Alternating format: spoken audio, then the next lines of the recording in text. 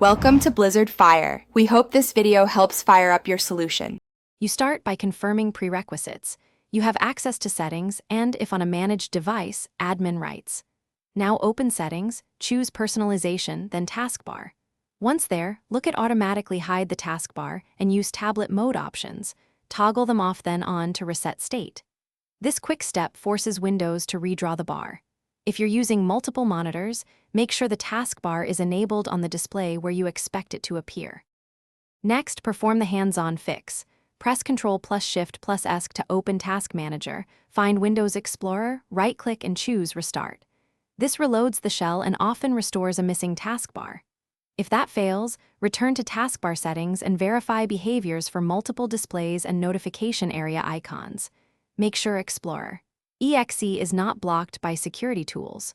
Once done, if visual glitches persist, run sfc/scano and dism commands in an elevated prompt to repair corrupted system files. To finish, sign out and sign back in or reboot the PC. A full restart clears lingering state.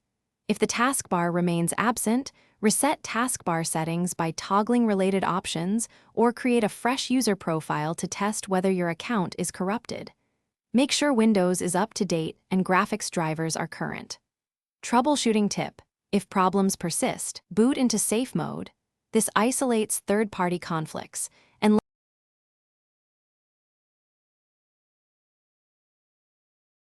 Thanks for watching. If you found this helpful, don't forget to like and subscribe.